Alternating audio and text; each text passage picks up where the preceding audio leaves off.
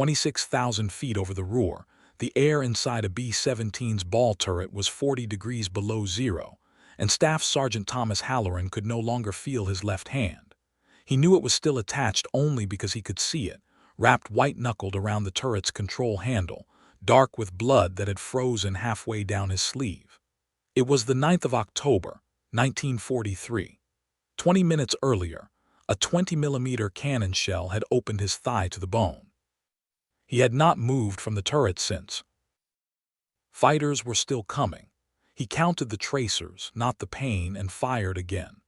By the time that mission ended, Halloran had put down 14 enemy fighters from a turret he was never supposed to survive in a plane that was never supposed to make it home. What happened to him afterward, the citation that got quietly rewritten, and the reason it did, is not the part of this story anyone remembers. Halloran shot down more aircraft in a single mission than most gunners downed in a full combat tour, and he did it after losing enough blood that the flight surgeon who examined him afterward said, on the record, that he shouldn't have still been conscious.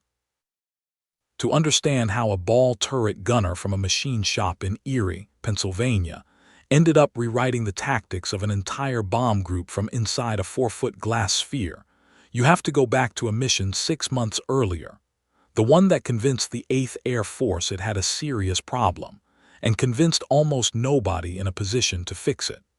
The mission that day had gone wrong before the formation ever crossed the coast.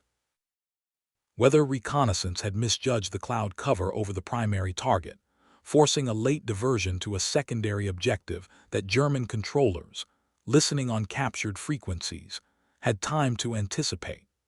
The fighter escort assigned to shepherd the bombers as far as their range allowed turned back on schedule, precisely at the checkpoint German controllers had learned to watch for, and the formation continued alone into airspace thick with fighter squadrons already vectored and waiting. It was, in the driest language of the after-action report filed that week, an engagement of unanticipated intensity relative to briefed enemy strength. 19 words standing in for a fight that cost the group 4 aircraft and left a 5th limping home on 2 engines, Halloran's among them. In the spring of 1943, the American daylight bombing campaign over occupied Europe was still being sold on paper as a war-winning idea. Tight defensive formations of B-17s, bristling with 50-caliber machine guns, would punch through German airspace without fighter escort and bomb industrial targets with a precision the British night raids couldn't match. It was an elegant theory. It assumed the guns would work. They often didn't, not the way the manuals promised. The B-17F Sperry ball turret, the retractable glass sphere slung beneath the belly of the aircraft, with a single gunner curled inside it, knees to his chest, firing twin 50 calibers at fighters attacking from below, was a marvel of engineering on a drafting table and a coffin in freezing combat conditions. Hydraulic fluid thickened and slowed at altitude. Electrical contacts, never designed for the vibration of sustained cannon fire, arced and failed. And crews were finding, mission after mission, that the turret's traverse motor lagged behind a fighter's closing speed by a fraction of a second that meant the difference between a hit and a miss, or between a kill and a man bleeding out in a glass ball nobody could reach. The bomb group Halloran flew with had been losing turret gunners at a rate that outstripped every other position on the aircraft, and the paperwork blamed enemy fire. Nobody wanted to blame the turret. Thomas Halloran had grown up in Erie, the son of a Croatian immigrant who ran a small machine shop 2 blocks from Lake Erie's freight docks, turning out custom parts for the fishing boats and the freight companies that kept the town running. Tom started sweeping the floor there at 9. By 14, he was running the lathe himself, under his father's eye, learning the thing that no trade school could teach quickly: how to judge a piece of metal by the sound it made under the cutting tool, and by the faint resistance in your hand, rather than by the numbers on a dial. A lathe operator worth his wages didn't just follow a blueprint. He felt when a bearing was 1/1000th of an inch out of true before any gauge confirmed it, because the machine's vibration changed, and a good operator's hands knew the difference between the machine complaining and the machine failing. His father used to say that machines always told you the truth if you were patient enough to listen instead of just watching the dial. That habit, feeling for the deviation before the instrument could confirm it, would matter more than anyone in the Army Air Corps could have predicted. Halloran enlisted in January of 1942, 3 weeks after Pearl Harbor was still raw in every newspaper in the country, and he went in wanting to fly. Aptitude testing put him behind a gun instead of a control yoke, and when the instructors at gunnery school in Nevada saw how quickly he read a moving target's lead, how naturally his hands anticipated where a plane would be a half-second from now instead of where it currently was, nobody argued with the assignment. He was sent to the ball turret specifically because the traverse and elevation coordination it demanded, more mechanical feel than raw reflex, was exactly what he already had in his hands from a decade at his father's lathe. He didn't know it yet, but the Army had just put a machinist's instincts into the one gun position on the aircraft that most needed them. The Sperry ball turret worked, in principle, elegantly. A gyroscopically stabilized sphere, mounted beneath the fuselage, gave a single gunner a nearly unobstructed field of fire below and around the bomber. Precisely the blind spot German fighters loved to exploit. The gunner rode inside curled almost fetal, guided the twin .50 calibers with a control handle that operated hydraulic motors for traverse and elevation, and sighted through a computing gun sight that was supposed to automatically calculate the lead angle needed to hit a fast-moving fighter. In warm test conditions at moderate altitude, it worked close to as advertised. At 25,000 feet in a Ruhr Valley winter, it did not. Hydraulic fluid designed for temperate operation thickened in cold that regularly dropped past 50 below zero, and the turret's traverse response slowed by a margin gunners could feel but engineers on the ground, testing at sea level, never replicated. Worse, the electrical contacts that fed the gyroscopic gun sight suffered intermittent shorts under sustained firing vibration, shorts that showed up as nothing more than a flicker on a diagnostic panel back at the base. But that meant, in the middle of a fighter pass, the sight's computed lead would silently drop out, and the gunner would be firing blind, tracking a target that had already moved past his aim point. The first time it cost a life that Halloran watched happen, it was a ground crew-turned gunner named Private First Class Daniel Orso, a 20-year-old from a dairy town outside Green Bay who kept a photograph of his younger sister's confirmation, taped inside his flak helmet for luck. On a mission over St. Nazaire in March, Orso's turret sight dropped its lead calculation mid-engagement without warning. He never adjusted for it, because there was no way, from inside the ball, to know the sight had failed rather than his own aim. A Focke-Wulf that should have been a routine kill instead put a burst through the turret glass. Halloran, in the waist position that mission, heard it happen over the intercom before he understood what he was hearing. The second death came 5 weeks later, and it was worse, because by then Halloran already suspected what was wrong and hadn't been able to prove it. Staff Sergeant Walter Kubiak, a turret gunner from Scranton who'd shown Halloran a photograph 2 nights before of the daughter he'd never met, born after he'd shipped out, threw a burst at an incoming 190 during a raid on the submarine pens at Lorient and got nothing. The traverse motor, thick with cold hydraulic fluid, simply couldn't keep pace with the fighter's closing angle. The fighter's cannon shell came through at a point in the turret's rotation, where the gyroscope should have already corrected. It hadn't. Kubiak died before the aircraft cleared the coast. Halloran took what he'd started to piece together, the pattern of failures clustering at altitude and under sustained fire, not randomly, the way normal combat losses would, to the group's engineering officer, a captain named Reeves who had, before the war, worked for an instrument manufacturer and treated the Sperry turret specifications as something close to scripture. Reeves listened for less than 2 minutes. "The turret's within spec," Reeves told him. He tested it to -60. I've got the paperwork in a drawer if you want to read it. With respect, sir, the paperwork wasn't tested at 26,000 feet with the guns actually firing for 10 minutes straight. The specifications don't change because you don't like the results, Sergeant. 2 men are dead because the sight drops its lead and nobody can tell from inside the ball whether they're aiming at the enemy or at nothing. 2 men are dead because the Luftwaffe is trying to kill them. That's the war. It isn't the turret. Reeves closed the folder on his desk, which Halloran understood to mean the conversation was over. You fly the equipment you're issued, Sergeant. That's the whole of it. Halloran didn't have an answer that wouldn't get him written up, so he saluted and left, but he couldn't put it down. Off duty, while other men wrote letters home or played cards in the Nissen hut, Halloran took to walking out to the maintenance hangar after dark, when the ground crews had gone, and running his hand along the turret's traverse, housing the way he used to run his hand along a lathe bed, feeling for what the specifications wouldn't show him. It took him the better part of 2 weeks of these quiet, unauthorized nights to find it.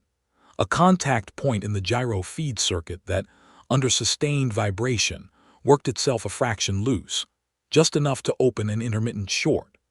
It never showed up on the ground, because the ground tests never ran the guns long enough, at cold enough temperature, to shake the contact loose the way 10 minutes of actual combat firing did. It was exactly the kind of flaw his father would have found by feel and never by gauge, a problem invisible to measurement and obvious to touch. He mentioned what he'd found to Master Sergeant Earl Voss, the crew chief who kept Halloran's aircraft flying, and who had, over a decade in the Army before the war, developed a settled contempt for engineering officers who'd never personally rebuilt an engine at 3 in the morning in the rain. Voss looked at the wiring diagram Halloran had sketched from memory, then looked at him for a long moment. You understand what happens if this goes wrong and you're the reason a turret fails in combat. I understand it better if I do nothing and the turret fails anyway. That's not what I asked you. Voss folded the sketch and put it in his coat. If anybody asks, I never saw this. You never showed me this. And if this gets you or anybody else killed, that's a court-martial with your name on it, not mine, because officially I don't know a thing. He paused at the hangar door. Come back at midnight. Bring gloves. The fix, once Halloran understood the failure, was almost embarrassingly simple. A secondary ground strap, hand-fabricated and soldered across the loosening contact point, that would hold the circuit stable even as the primary contact worked itself free under vibration, the mechanical equivalent of shimming a bearing race that had begun to walk under load. Too loose a fit, and the fix would fail exactly like the original part. Too tight, and it would bind the gyro's freedom of movement and throw the sight's calibration off in the other direction, which could be just as lethal. There was no factory tolerance for it. There was only feel, the same judgment Halloran's hands had learned turning steel on his father's lathe, translated now into a half-inch of soldered copper strap inside a stripped-down gun turret at midnight, in a blacked-out hangar, with a lookout posted at the door in case an officer came through on a walk he wasn't supposed to be making. They pulled Halloran's own turret down to the housing on a night in late April, working by red-filtered flashlight so the glow wouldn't carry outside the hangar doors. Voss held components while Halloran's hands, steadier in the cold than they had any right to be, worked the fine soldering that the job demanded. Twice they had to stop and go still when a sentry's footsteps passed too close outside. Once Halloran burned his knuckle badly enough on the iron that he swore under his breath and kept working anyway, because stopping to dress it would have meant leaving the circuit half-finished until the next night, and neither man wanted this stretched over 2 nights of risk instead of 1. By 4 in the morning they'd reassembled the turret, and Halloran climbed in alone in the dark and ran the traverse motor through its full range by hand crank and then by hydraulics, listening the way his father had taught him to listen, for anything that sounded like strain instead of smoothness. It sounded clean. He climbed out, said nothing to anyone, and went to get 2 hours of sleep before the morning's mission briefing, with no idea whether the fix would hold under actual combat vibration, or whether he just quietly signed his own death warrant. The mission that tested it, 3 days later, was a raid on ball-bearing works outside Schweinfurt-adjacent industrial targets in the Ruhr, and it put Halloran's turret through 6 separate fighter passes over the space of 11 minutes, the kind of sustained engagement that had reliably broken the old contact point inside of 3. On the first pass, he tracked a 190 through its entire attack run, and the sight held its lead calculation clean through to the kill, no dropout, no flicker, no blind half-second. He felt it happen the way he used to feel a cut finish clean on his father's lathe. No chatter, no hesitation, the tool simply doing what it was supposed to do. On the second pass, a fighter broke off early, unwilling to press an attack against a turret that was tracking it too smoothly for comfort. The kind of result that never shows up in a kill tally but that Halloran, afterward, counted as its own kind of proof. On the third pass, engaging 2 fighters in quick succession, the turret's traverse kept pace with a closing angle that would have outrun the old hydraulics entirely. By the 6th pass, with the formation's other turrets reporting the usual intermittent failures over the intercom, Halloran's was still tracking clean. He came home from that mission with 3 confirmed kills and a turret that, for the first time since he joined the crew, had done exactly what the manual always claimed it would. He fired 410 rounds that day and confirmed 3 kills from them, a hit rate that made the group's other turret gunners start asking questions within a week. What struck Voss, watching the after-mission debrief from the edge of the room, wasn't just the number. It was how Halloran described the engagements afterward, not in the usual gunner's shorthand of angles and closing speeds, but the way a machinist describes a job that came out clean. He said the turret had held true through the tight passes, the same phrase his father used to use about a lathe cut that didn't chatter.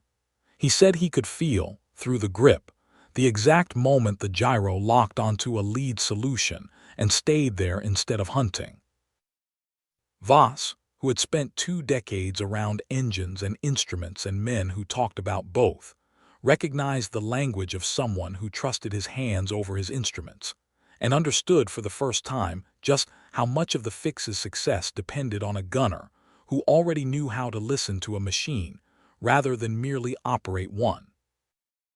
Word moved the way it always does among enlisted men who trust each other more than they trust an engineering office. Quietly, one crew chief to another, one gunner showing another gunner a half-inch of soldered copper and saying nothing about where the idea came from. Voss handled most of it personally, working alongside a lanky corporal named Pete Iaconelli from the group's 2nd Squadron, who Halloran had never formally met before Iaconelli showed up at the hangar one night asking, without much preamble, whether the rumor about the ground strap was true. Iaconelli became, within a month, as fluent in the fix as Halloran was, and it was Iaconelli more than anyone who carried it to the other squadrons. 9 turrets modified inside of 5 weeks, all of it off the books, all of it done at night, all of it passed hand to hand instead of through any order Reeves would ever have signed. Each installation followed the same quiet ritual, a crew chief with a reason to trust the man asking, a night with no moon or enough cloud to cover the hangar lights, a lookout by the door, and 2 or 3 hours of careful work that left no trace in any log. Iaconelli kept his own private tally, scratched into the flyleaf of a pocket Bible he otherwise never opened, of which aircraft had received the fix, and when, not because anyone asked him to keep records, but because some instinct told him that a day would come when somebody, somewhere, would want proof of exactly how far the thing had spread before it was ever made official. He turned out to be right, though not in the way he expected. That flyleaf tally was the closest thing to a paper trail the liaison office had to work from when its report finally came due. The group's loss rate among ball turret positions dropped by nearly 1/3 over the following 6 weeks, against the aircraft that had received the modification. Though the group's overall combat conditions were also easing slightly, that same stretch, escort range was improving, and it would be dishonest to hand the ground strap sole credit for a number that had several fathers. Still, the maintenance officers running the comparison couldn't ignore the pattern sitting plainly in front of them. Modified turrets failed at a fraction of the rate of unmodified ones flying the exact same missions, in the exact same weather, against the exact same defenses, which was about as close to a controlled comparison as the chaos of a combat theater ever produced. It could not stay quiet forever. In late June, a visiting technical inspection team, sent from higher command to audit maintenance standards across the group, pulled a turret down for a routine check and found, soldered where no factory diagram called for anything at all, Halloran's ground strap. Reeves was in the hangar within the hour. "You modified Army equipment without authorization," Reeves said. "It wasn't a question. I fixed Army equipment that was killing my crew, sir." "That's not your determination to make, Sergeant. That's a court-martial offense. Unauthorized modification of ordnance equipment, tampering with government property. I could have you up on both, and at 9 other turrets across this group I will. Then write it up, sir, and write up how many men would still be flying if it had been fixed through channels 6 months ago when I first told you what was wrong. You don't get to make that argument, Sergeant. You're not an engineer. You're a gunner who got lucky with a soldering iron. I'm a gunner who's still alive, sir, flying a turret that works." Ask the others what happened to the 2 who weren't. Reeves didn't have an answer for that one either, but he filed the charges anyway, because filing them was the part of the job that didn't require an answer. The maximum penalty on the books for willful destruction or unauthorized alteration of government ordnance equipment during wartime ran, on paper, as high as a dishonorable discharge and confinement. A fact Voss made sure Halloran understood clearly, without either of them ever saying out loud that they'd known the stakes going in and done it anyway. The independent verdict came from an unexpected direction. The same technical inspection team that had found the modification sent it, out of procedural obligation more than curiosity, to an engineering liaison office attached to 8th Air Force Headquarters for formal evaluation. The kind of dry, unhurried bureaucratic review that takes 6 weeks to say what a hangar full of gunners already knew in one night. The liaison office's report, filed in July, confirmed the contact point failure mode exactly as Halloran had diagnosed it, found the ground strap modification mechanically sound within tolerance, and recommended, in the flattened, uninflected language reports of that kind always use, that a factory-engineered version of the fix be incorporated into future turret production runs. The report did not use the word vindication. It didn't need to. Reeves quietly withdrew the charges within the week, and nothing more was said about a court-martial that had, on paper, never officially existed in the first place. Which brings the story back to the 9th of October and 26,000 feet, and the mission that made Thomas Halloran's name briefly, imperfectly, known. The target that day was an aircraft components plant deep in the Ruhr industrial belt, well beyond the range of any fighter escort the 8th Air Force could put up in October of 1943, which meant the bomb group would fly the last 90 minutes to target, and the first 90 minutes home entirely on its own defensive firepower.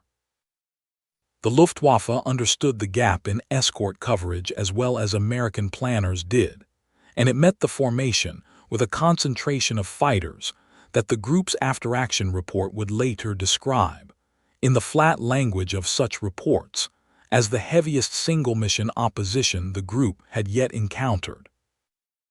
Halloran's aircraft took its first hits before the bomb run even began, flak first, opening a gash along the fuselage that didn't touch the turret. And then, in the seconds after bombs away, a cannon round from a diving 190 that came up through the ball turret's lower quarter and opened Halloran's thigh from hip to knee. He felt the impact before he felt the wound, a hammer blow that knocked his hand from the control grip for half a second, and then the cold air inside the sphere turned warm and wet around his leg, and he understood distantly that the warmth was his own blood. He did not call for relief. There was, in truth, no one to relieve him. The turret required a man curled inside it and pulling him out mid-engagement through the narrow hatch, while the aircraft continued taking fighter passes, would likely have gotten both Halloran and whoever tried it killed. He put his hand back on the grip. His fingers, already numbing from cold even before the blood loss began working against him, found the control's familiar resistance, and some old habit from his father's shop. The instinct to feel a machine's true state through your hands rather than trust what your eyes alone could tell you, kept his aim steady even as his vision began, almost imperceptibly at first, to narrow at the edges.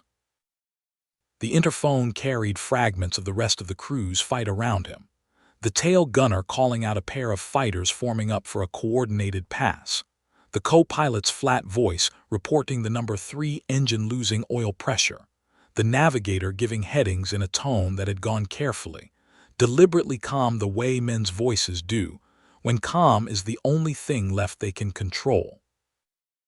Halloran heard all of it distantly, the way a man hears a radio playing in another room, because the whole of his attention had narrowed to the 4-foot sphere around him, to the grip in his numbing hand, to the next fighter's silhouette growing against the white haze below. The fighters kept coming in waves, and Halloran kept firing.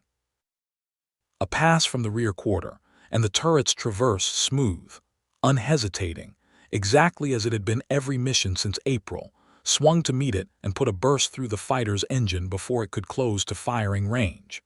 Another pass, low and fast from beneath, the angle that had killed Orso and Kubiak both, and this time the sight held its lead calculation clean through the whole engagement, and the fighter came apart in the air less than 200 yards off the tail. Halloran's count climbed through the mission's first hour in increments he wasn't fully tracking anymore, 4, then 7, then 9, while the blood from his thigh pooled and then began, slowly, to freeze in the turret's brutal cold, which by grim accident may have done more to keep him from bleeding out entirely than any field dressing could have managed at that altitude. By the time the formation turned for home, Halloran's confirmed kills for the mission stood at 11, and he was beginning to lose the fight for consciousness in earnest. His vision tunneling further, his left hand gone entirely numb, responding to commands from his brain with a half-second lag that, on a lathe, would have meant a ruined piece of work, and in a turret meant the difference between a kill and a hit taken. He kept firing anyway, by feel more than sight now, the same blind trust in his hand's trained judgment that had first found the flaw in the gyro circuit 6 months earlier.